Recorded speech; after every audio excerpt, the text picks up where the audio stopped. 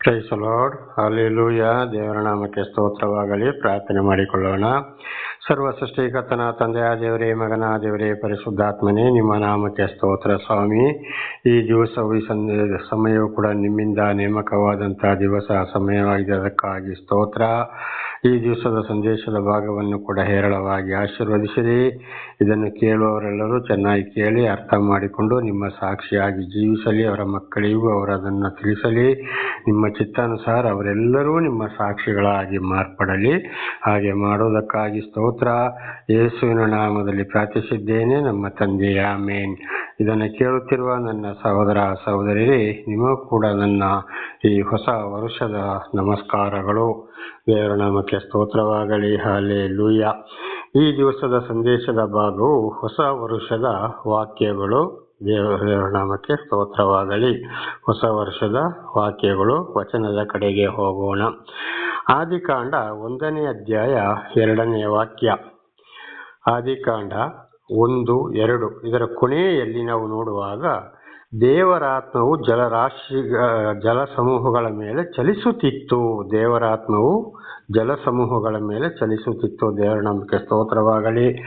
ದೇವರ ಆತ್ಮ ಅಂದರೆ ದೇವರಿಗೆ ರೂಪ ಇಲ್ಲ, ಅದೊಂದು ಜೀವ, ಅದೊಂದು ಶಕ್ತಿಯಾಗಿದೆ.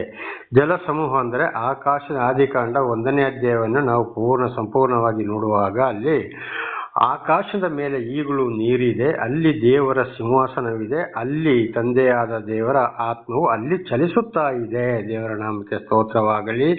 ಹಲ್ಲೆಲೂಯ. ತಂದೆ, ಮಗ, ಪರಿಶುದ್ಧಾತ್ಮ. ಅದರಲ್ಲಿ ಈಗ ತಂದೆಯಾದ ದೇವರು ಮತ್ತು ಮಗನಾದ ದೇವರು ಎರಡು ಆತ್ಮವು ಜಲರಾಶಿಯ ಮೇಲೆ ಇದೆ. ದೇವರ 3ನೇ ಆತ್ಮವಾದ ಪರಿಶುದ್ಧ ಆತ್ಮ ಇವತ್ತು ನಮ್ಮನ್ನು ಭೂಲೋಕದಲ್ಲಿ ನಡೆಸುತ್ತಾ ಇರುವುದಾಗಿದೆ. ದೇವರ ನಾಮಕ್ಕೆ ಸ್ತೋತ್ರವಾಗಲಿ. ಹಾಗೆ ಅದೊಂದು ಶಕ್ತಿಯಷ್ಟೇ, ಅದಕ್ಕೆ ರೂಪವೇ ಇಲ್ಲ. ದೇವರ ನಾಮಕ್ಕೆ ಸ್ತೋತ್ರವಾಗಲಿ. ಹಲ್ಲೆಲೂಯ.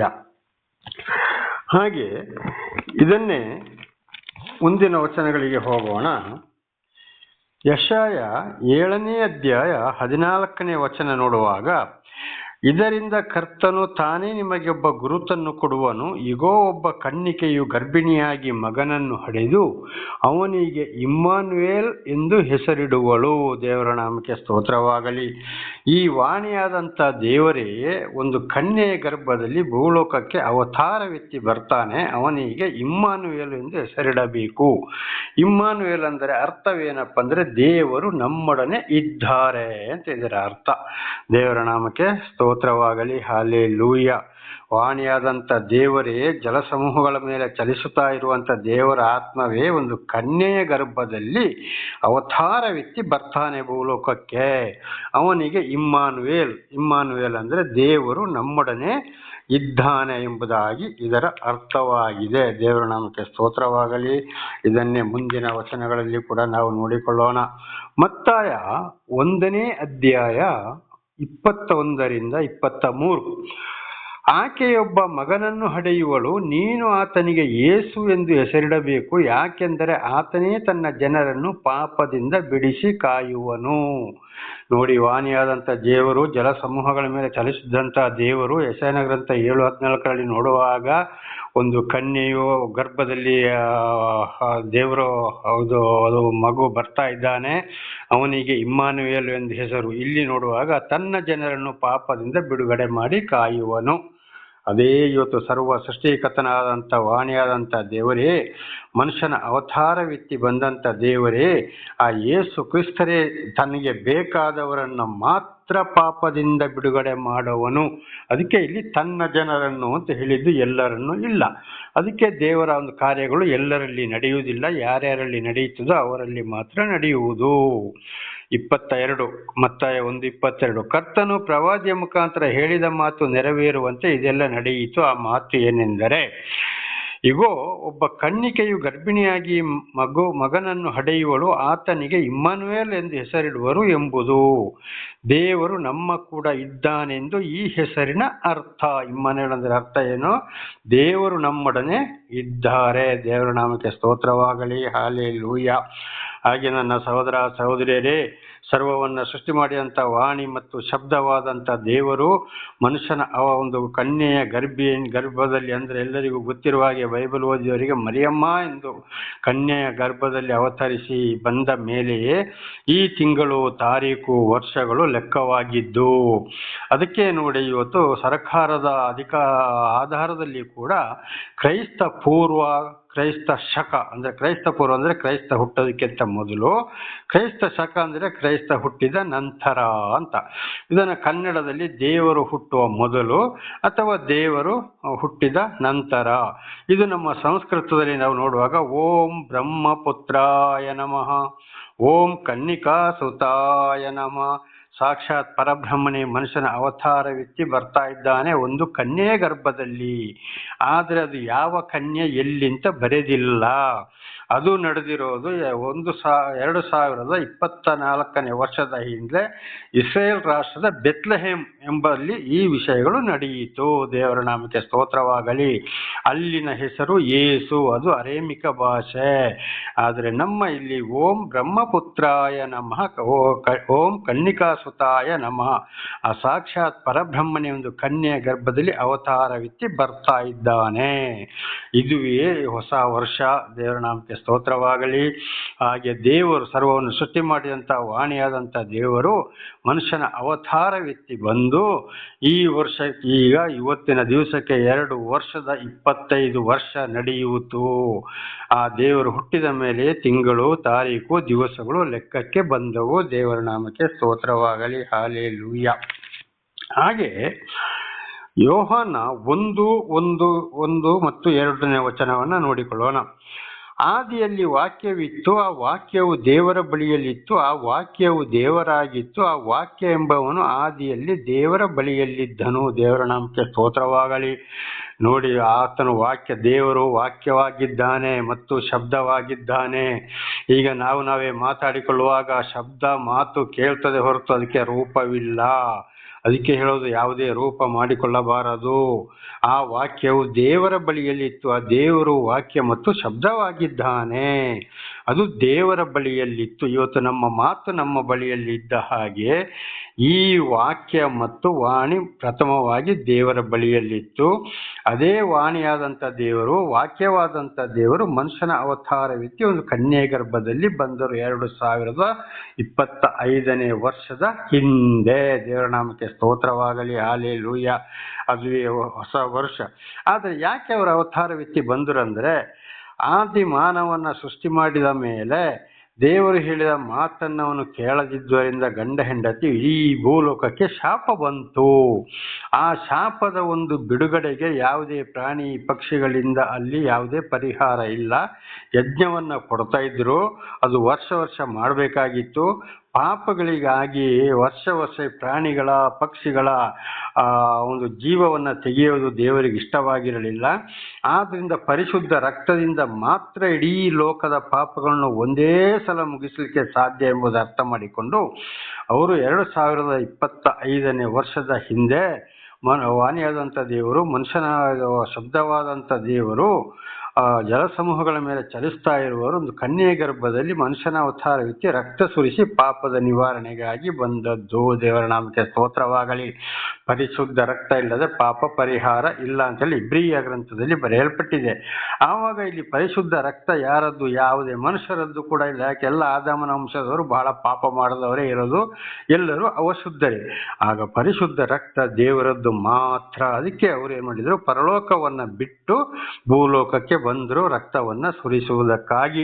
ಹಾಗೆ ಒಂದು ಕನ್ಯೆಯ ಗರ್ಭದಲ್ಲಿ ಬಂದರು. ಅವರು ಭೂಲೋಕಕ್ಕೆ ಬರಬೇಕಾದ್ರೆ, ಇಲ್ಲಿ ಜನನ ಆಗಬೇಕಾದ್ರೆ ಒಂದು ಕನ್ಯೆ ಬೇಕೇ ಬೇಕು. ಆ ಮಗುವಿನ ಒಂದು ಸಾಕು ಸಲಕರಣೆಗಾಗಿ ಅಲ್ಲಿ ಒಂದು ತಂದೆ ಕೂಡ ಬೇಕು. ಹಾಗೆ ಜೋಸೆಫ್ ಮತ್ತು ಮರಿಯಾ ಎಂಬವರ ಅವರ ಗರ್ಭದಲ್ಲಿ, ಅಂದರೆ ಕನ್ಯಾ ಮರಿಯಮ್ಮನ ಗರ್ಭದಲ್ಲಿ ಅವರು ಜನಿಸಿ ಬಂದರು. ದೇವರ ನಾಮಕ್ಕೆ ಸ್ತೋತ್ರವಾಗಲಿ. ಅದಕ್ಕೆ ಕ್ರೈಸ್ತ ಪೂರ್ವ, ಕ್ರೈಸ್ತ ಸಕ ಅಂತ ಹೇಳುವಂಥದ್ದು. ದೇವರ ನಾಮಕ್ಕೆ ಸ್ತೋತ್ರವಾಗಲಿ. ಹಾಲೆಲೂಯಾ. ಹಾಗೆ ಮುಂದಿನ ವಚನಕ್ಕೆ ಹೋಗೋಣ. ಅಪೊಸ್ತಲ ಕೃತ್ಯ 13:23.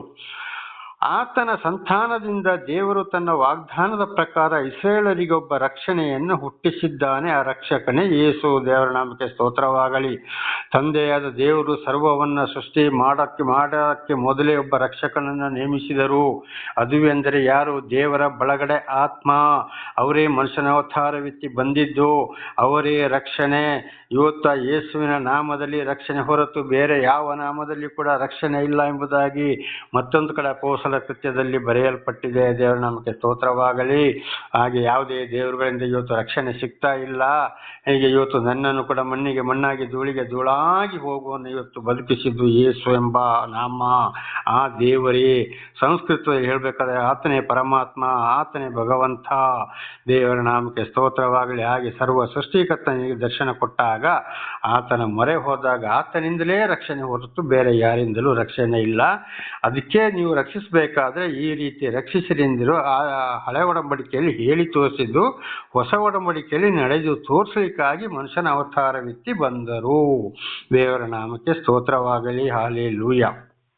ಹಾಗೆ ಮುಂದಿನ ವಚನಕ್ಕೂ ಹೋಗೋಣ. ಯೆಶಾಯ 61:1. ಯೆಶಾಯ 61:1. ಕರ್ತನಾದ ಯೆಹೋವನ ಆತ್ಮವು ನನ್ನ ಮೇಲೆ ಇದೆ. ಆತನು ನನ್ನನ್ನು ಬಡವರಿಗೆ ಶುಭವರ್ತಮಾನವನ್ನು ಸಾರುವುದಕ್ಕೆ ಅಭಿಷೇಕಿಸಿದನು. ಮನಮುರಿದವರನ್ನು ಕಟ್ಟಿ ವಾಸಿ ಮಾಡುವುದಕ್ಕೂ, ಸೆರೆಯವರಿಗೆ ಬಿಡುಗಡೆಯಾಗುವುದನ್ನು, ಬಂದಿಗಳಿಗೆ ಕದೆ ತೆರುವುದನ್ನು ಪ್ರಸಿದ್ಧಪಡಿಸುವುದಕ್ಕೂ ಯೆಹೋವನು ನೇಮಿಸಿದ ಶುಭ ವರುಷ. ದೇವರ ನಾಮಕ್ಕೆ ಸ್ತೋತ್ರವಾಗಲಿ. ಹಾಲೆಲೂಯ. ನೋಡಿ, ಯೆಶಾಯನ ಮುಖಾಂತರ ಈ ವಾಕ್ಯಗಳನ್ನು ಬರೆಯಲ್ಪಟ್ಟಿದೆ. ಯಾಕೆಂದರೆ ಅನೇಕ ಕಷ್ಟ, ಸಂಕಟ, ದುಃಖಗಳಿಗೆ, ಪಾಪಗಳಿಂದ ಬಿಡುಗಡೆ ಮಾಡುವುದಕ್ಕಾಗಿ ದೇವರು ನನ್ನನ್ನು ಕಳಿಸಿದ್ದಾರೆ. ಇದುವೇ ನಿಮಗೆ ಯೆಹೋವ ಅಂದರೆ ಸರ್ವ ಸೃಷ್ಟಿಕರ್ತನಾದಂಥ ದೇವರು, ಸಾಕ್ಷಾತ್ ಪರಮಾತ್ಮನು, ಭಗವಂತನು, ಸರ್ವೇಶ್ವರನು, ಪರಮೇಶ್ವರನು ಆಗಿದ್ದಾನೆ. ಶ್ರೀಮನ್ನಾರಾಯಣನು ಆಗಿದ್ದಾನೆ. ದೇವರ ನಾಮಕ್ಕೆ ಸ್ತೋತ್ರವಾಗಲಿ. ಸರ್ವ ಸೃಷ್ಟಿಕರ್ತನಾದಂಥ ದೇವರು ಅವರು ನೇಮಿಸಿದ ಶುಭ ವರುಷ 2025 ವರ್ಷದ ಹಿಂದೆ. ಆದರೆ ಮತ್ತಾಯ 1ನೇ ಅಧ್ಯಾಯ 21ನೇ ವಾಕ್ಯದಲ್ಲಿ ನಾವು ನೋಡಿದ್ದೇನೆ, ತನ್ನ ಜನರನ್ನು ಪಾಪದಿಂದ ಬಿಡುಗಡೆ ಮಾಡುವವನು ಎಲ್ಲರಿಗೂ ಅಲ್ಲ, ಯಾರ್ಯಾರು ಬೇಕು ಅವರನ್ನು ಮಾತ್ರ ಬಿಡುಗಡೆ ಮಾಡ್ತಾರೆ, ಅವರನ್ನು ಮಾತ್ರ ದೊಡ್ಡ ಸಾಕ್ಷಿಗಳನ್ನಾಗಿ ಮಾಡ್ತಾರೆ, ಅವರ ಜೀವಿತದಲ್ಲಿ ಕೂಡ ದೊಡ್ಡ ಒಂದು ಅದ್ಭುತ ಕಾರ್ಯಗಳನ್ನು ಮಾಡ್ತಾರೆ. ಆದರೆ ಬೇರೆ ಎಲ್ಲರಿಗೂ ದೇವರೆಲ್ಲವೋ ಹೌದು. ಆದರೆ 2 ಥರದ ಆಯ್ಕೆ. ಒಂದು ತಾಯಿ ಗರ್ಭದಿಂದಲೇ ಆಯ್ಕೆ, ಒಂದು ಪ್ರಾಪಂಚಿಕ ಆಯ್ಕೆ. ತಾಯಿ ಗರ್ಭದಿಂದಲೇ ಆಯ್ಕೆಯಾದವರನ್ನು ದೇವರೇ ನಡೆಸೋನಾಗಿದ್ದಾನೆ. ಪ್ರಾಪಂಚಿಕದಿಂದ ಆಯ್ಕೆಯಾದವರಿಗೂ ಕೂಡ ದೇವರ ವಾಕ್ಯವನ್ನು ಕೇಳಿ ಅವರು ದೇವರ ಬಳಿಗೆ ಬಂದರೆ ಅವರಿಗೂ ಆಶೀರ್ವಾದ ಇದೆ. ದೇವರ ನಾಮಕ್ಕೆ ಸ್ತೋತ್ರವಾಗಲಿ. ಹಾಗೆ ಈ ವರ್ಷವೂ ಕೂಡ ದೇವರು ನಮಗೆ ಒಂದು ಶುಭ ವರ್ಷವನ್ನು ಕೊಟ್ಟಿದ್ದಾರೆ. ಅದಕ್ಕಾಗಿ ಸ್ತೋತ್ರ. ಈ ವರ್ಷ ಕೂಡ ದೇವರು ಎಲ್ಲರನ್ನು ಹೇರಳವಾಗಿ ಆಶೀರ್ವಾದ ಮಾಡುವಂಥ ವರ್ಷ, ಶುಭ ವರ್ಷವಾಗಿದೆ. ಪ್ರಾರ್ಥನೆ ಮಾಡಿಕೊಳ್ಳೋಣ. ಹಾಗೆ ದೇವರ ನಾಮಕ್ಕೆ ಸ್ತೋತ್ರವಾಗಲಿ. ನನ್ನ ಸಹೋದರ ಸಹೋದರಿಯರೇ, ಹಾಗೆ ಈ ವರ್ಷದಲ್ಲಿ ಕೂಡ ಸಂಪೂರ್ಣ ಯಾವುದೇ ಕಷ್ಟ, ಸಂಕಟ, ದುಃಖ ಬಂದು ಆ ಸರ್ವ ಸೃಷ್ಟಿಕರ್ತನಾದಂಥ ದೇವರ ಮೇಲೆ ಮನಸ್ಸಿಟ್ಟು ಅವರನ್ನು ಒಬ್ಬರನ್ನು ಹಿಂಬಾಲಿಸಿ ಅವರು ಇಟ್ಟಿರುವಂಥ ಶುಭ ವರ್ಷದ ಆಶೀರ್ವಾದವನ್ನು ಎಲ್ಲರೂ ನಾವು ಪಡೆದುಕೊಳ್ಳೋರಾಗೋಣ. ನಿಮ್ಮನ್ನು ಕೂಡ ದೇವರು ಹೇರಳವಾಗಿ ಆಶೀರ್ವದಿಸಲಿ. ಪ್ರಾರ್ಥನೆ ಮಾಡಿಕೊಳ್ಳೋಣ. ಸರ್ವ ಸೃಷ್ಟಿಕರ್ತನ ತಂದೆಯ ದೇವರೇ, ಮಗನ ದೇವರೇ, ಪರಿಶುದ್ಧಾತ್ಮನೇ, ತ್ರಿಯೇಕ ದೇವರೇ, ನಿಮ್ಮ ನಾಮಕ್ಕೆ ಸ್ತೋತ್ರ ಸ್ವಾಮಿ. ನಮ್ಮ ಜೀವಿತಕ್ಕೆ ಮತ್ತೊಂದು ಹೊಸ ದಿವಸವನ್ನು ನೀವು ಕೊಟ್ಟಿದ್ದೀರಿ. ಅದಕ್ಕಾಗಿ ನಿಮಗೆ ಸ್ತೋತ್ರ. ಹಾಗೆ ನಮ್ಮ ಜೀವಿತದಲ್ಲಿ ಕೂಡ ನಾನು ಮತ್ತು ಇದನ್ನು ಕೇಳುತ್ತಿರುವ ನಿಮ್ಮ ಪ್ರೀತಿಯನುಸಾರ ಅವರೆಲ್ಲರನ್ನು ಹೇರಳವಾಗಿ ಆಶೀರ್ವದಿಸಿರಿ. ಅವರಿಗೆ ಶಾಂತಿ, ಸಮಾಧಾನ, ಆರೋಗ್ಯ, ವಿಶೇಷವಾದ ಜ್ಞಾನವನ್ನು ಕೊಟ್ಟು ನಡೆಸಿ ನಿಮ್ಮ ಪ್ರೀತಿಯಲ್ಲೇ ನಡೆಸಿರಿ ಸ್ವಾಮಿ. ತಿಳಿಯದೋ ಏನಾದರೂ ತಪ್ಪುಗಳು ಬಂದು ಹೋಗಿದ್ದರೆ ಅವರನ್ನು ಕ್ಷಮಿಸಿರಿ. ಪಾಪ ಪರಿಹಾರ, ರಕ್ಷಣೆ ನಿಮ್ಮಿಂದಲೇ ಹೊರತು ಬೇರೆ ಯಾರಿಂದಲೂ ಇಲ್ಲ ಸ್ವಾಮಿ. ಅವರ ಮಕ್ಕಳನ್ನು ಕೂಡ ಅದೇ ಮಾರ್ಗದಲ್ಲಿ ನೀವು ನಡೆಸ್ತಾ ಹೋಗಿ ಆ ಮಕ್ಕಳಿಗೂ ಕೂಡ ಒಳ್ಳೆ ವಿದ್ಯೆ, ಬುದ್ಧಿ, ಜ್ಞಾನ, ತಿಳುವಳಿಕೆ, ಶಾಂತಿ, ಸಮಾಧಾನ, ಆರೋಗ್ಯವನ್ನು ಕೊಟ್ಟು ತಮ್ಮ ಕಾಲ ಮೇಲೆ ನಿಂತು ಒಳ್ಳೆ ರೀತಿಯಲ್ಲಿ ಸಂಪಾದನೆ ಮಾಡಿ ಅನೇಕರಿಗೆ ದಾನ ಧರ್ಮ ಮಾಡಿ ಜೀವಿಸಿ ನಿಮ್ಮ ಸಾಕ್ಷಿಗಳಾಗುವಂತೆ, ಭೂಮಿಗೆ ಉಪ್ಪಾಗಿ ಲೋಕಕ್ಕೆ ಬೆಳಕಾಗುವಂತೆ ಆ ಗಂಡ ಹೆಂಡತಿ ಮಕ್ಕಳನ್ನು ಇತರರ ಎಲ್ಲರನ್ನೂ ನಿಮ್ಮ ಚಿತ್ತಾನುಸಾರ ಆಶೀರ್ವದಿಸಿರಿ ಸ್ವಾಮಿ. ಹಾಗೆ ಮಾಡುವುದಕ್ಕಾಗಿ ಸ್ತೋತ್ರ. ಹಾಗೆ ಇಡೀ ಭೂಲೋಕದ ಮೇಲೆ ನಿಮ್ಮ ಬೆಳಕು ಬೀರಲಿ. ಅನಾಥ ಮಕ್ಕಳು, ಅನಾಥ ವೃದ್ಧರ ಮೇಲೆ ನಿಮ್ಮ ಕರುಣೆ ಇರಲಿ. ಆಶ್ರಮಗಳನ್ನು ಅದಕ್ಕೆ ಸಹಾಯ ಮಾಡೋರು ಎಲ್ಲರ ಮೇಲೆ ಕರುಣೆಯಾಗಿರಲಿ ಸ್ವಾಮಿ. ಎಲ್ಲ ರೋಗಿಗಳ ಮೇಲೆಯೂ ಕೂಡ ಕರುಣೆಯಾಗಿರಿ. ಕುರುಡರು, ಕುಂಟರು, ಮೂಗರು, ಕಿವುಡರು, ಮಾನಸಿಕ ಮಾನಸಿಕ ಕಾಯಿಲೆಯಿಂದ ನರಳುತ್ತಿರುವವರು, ಹಾದಿ ಬೀದಿ, ಬಸ್ ನಿಲ್ದಾಣ, ರೈಲು ನಿಲ್ದಾಣದಲ್ಲಿ ವಾಸ ಮಾಡುವವರನ್ನು ಕೂಡ ಕ್ಷಮಿಸಿರಿ. ಅವರ ಹಿರಿಯರ ಮೂಲಕವೂ ಅವರ ಮೂಲಕವೂ ಬಂದು ಹೋದಂಥ ಎಲ್ಲ ಅಪರಾಧಗಳನ್ನು ಕ್ಷಮಿಸಿರಿ. ಅನುದಿನದ ಆಹಾರವನ್ನು ಗಾಳಿ, ಮಳೆ, ಚಳಿ, ಕ್ರಿಮಿ ಕೀಟಗಳಿಂದಲೂ ಕೂಡ ಅವರನ್ನು ರಕ್ಷಿಸಿರಿ ಸ್ವಾಮಿ. ಆಶೀರ್ವದಿಸಿರಿ ದೇವ, ನಿಮಗೆ ಸ್ತೋತ್ರ. ಹಾಗೆ ಎಲ್ಲ ವಿಗ್ರಹಾರಾಧಕರು ನಿಮ್ಮ ಸಾಕ್ಷಿಗಳಾಗಲಿ. ಎಲ್ಲ ವಿಗ್ರಹಗಳು ನಾಶವಾಗಿ ಹೋಗಲಿ. ಭೂಲೋಕವನ್ನೇ ಶುದ್ಧಗೊಳಿಸಿರಿ. ಪರಲೋಕದಲ್ಲಿ ನಿಮ್ಮ ಚಿತ್ತವು ನೆರವೇರುವ ಪ್ರಕಾರ ಭೂಲೋಕದಲ್ಲಿಯೂ ಕೂಡ ನೆರವೇರಲಿ. ಎಲ್ಲ ಸರ್ಕಾರಿ ಅಧಿಕಾರಿಗಳು, ರಾಜಕಾರಣಿಗಳು, ಅಧಿಕಾರಿಗಳು, ಸಂಘ ಸಂಸ್ಥೆಗಳು, ದುಡಿಯೋರು, ದುಡಿಸುಗಳವರು, ಸಾಹುಕಾರಗಳು, ಅರಸರುಗಳು, ದೊಡ್ಡ ದೊಡ್ಡ ವ್ಯಾಪಾರಸ್ಥರು, ಬಡ್ಡಿಗೆ ಹಣ ಕೊಡೋರು, ನಾನಾ ರೀತಿಯಲ್ಲಿ ವಂಚಿಸುವವರು, ದುಡಿಯೋರು, ದುಡಿಸುಗಳವರು ಎಲ್ಲರೂ ನಿಮ್ಮ ಸಾಕ್ಷಿಗಳಾಗುವಂತೆ ಮಾರ್ಪಡಿಸಿರಿ. ಅವರೆಲ್ಲರನ್ನ ಕ್ಷಮಿಸಿರಿ. ಯಾಜಕರು, ಗುರೂಜಿಗಳು, ಸ್ವಾಮೀಜಿಗಳು, ಪಾಶುಗಳು, ಫಾದರ್ಗಳು ಅಂತ ಹೇಳಿಕೊಂಡು ಕೂಡ ಇವತ್ತು ನಾನಾ ರೀತಿಯಲ್ಲಿ ಜೀವಿಸ್ತಾ ಇದ್ದಾರೆ ಸ್ವಾಮಿ. ಅವರನ್ನು ಕೂಡ ನಿಮ್ಮ ಮಾರ್ಗದಲ್ಲಿ ನಡೆಸಿರಿ. ಅವರು ಕೂಡ ನಿಮ್ಮ ಸಾಕ್ಷಿಗಳಾಗುವಂತೆ ಮಾರ್ಪಡಿಸಿರಿ. ಎಲ್ಲ ಪ್ರಾಣಿ, ಪಕ್ಷಿ, ಮನುಷ್ಯರಿಗ ಆಹಾರ, ನೀರನ್ನು ಕೊಡುತ್ತಿರುವಂಥ ದೇವರೇ ನಿಮಗೆ ಸ್ತೋತ್ರ. ನಿಮ್ಮ ಪ್ರೀತಿ ಸಹ ಇಲ್ಲದೆ ಏನು ಮಾಡಲು ಸಾಧ್ಯವಿಲ್ಲ ಸ್ವಾಮಿ. ಸರ್ವ ಸೃಷ್ಟಿಕರ್ತನಾದ ದೇವರು ನೀವೊಬ್ಬರೇ ಆಗಿದ್ದೀರಿ. ಭೂಲೋಕದ ದೇವರುಗಳು ಯಾವ ದೇವರುಗಳು ಕೂಡ ಅಲ್ಲ ದೇವ. ನಿಮಗೆ ಸ್ತೋತ್ರ. ಎಲ್ಲ ಗಂಡ ಹೆಂಡತಿ ಮಕ್ಕಳು ಪ್ರೀತಿಯಲ್ಲಿ ಜೀವಿಸುವಂತಾಗಲಿ. ಚಿಕ್ಕ ಮಕ್ಕಳು, ಯೌವನಸ್ಥ ಮಕ್ಕಳು, ಮಧ್ಯಪ್ರಾಯದ ಪುರುಷರು, ಸ್ತ್ರೀಯರು ಕೂಡ ಹೇರಳವಾಗಿ ಆಶೀರ್ವದಿಸಿರಿ. ಎಲ್ಲರ ಮೇಲೆ ನಿಮ್ಮ ಆರೋಗ್ಯ ಕರುಣೆ ಇಳಿದು ಬರಲಿ ಸ್ವಾಮಿ. ನಿಮ್ಮೊಬ್ಬರಿಂದಲೇ ಪಾಪ ಪರಿಹಾರ, ರಕ್ಷಣೆ. ಅದಕ್ಕಾಗಿ ನಿಮಗೆ ಸ್ತೋತ್ರ. ನಿಮ್ಮಿಂದಲೇ ಬಿಡುಗಡೆ ಹೊರತು ಬೇರೆ ಯಾರಿಂದಲೂ ಬಿಡುಗಡೆ ಇಲ್ಲ ಸ್ವಾಮಿ. ಈ ಎಲ್ಲ ಪ್ರಾರ್ಥನೆಯನ್ನು ಯೇಸುವಿನ ನಾಮದಲ್ಲಿ ನಿಮಗೆ ಸಮರ್ಪಿಸಿದ್ದೇನೆ. ಯೇಸುವಿನ ನಾಮದಲ್ಲಿ ನಿಮಗೆ ಸಮರ್ಪಿಸಿದ್ದೇನೆ. ಆಮೇನ್. ಇದನ್ನು ಕೇಳುತ್ತಿರುವ ನನ್ನ ಸಹೋದರ ಸಹೋದರಿಯರೇ, ನಿಮಗೂ ಕೂಡ ನನ್ನ ಧನ್ಯವಾದಗಳು. ದೇವರ ಪ್ರೀತಿ ಕರುಣೆ ಯಾವಾಗಲೂ ಸದಾ ಕಾಲ ನಿಮ್ಮೊಂದಿಗೆ ಇರಲಿ. ಆಮೇನ್.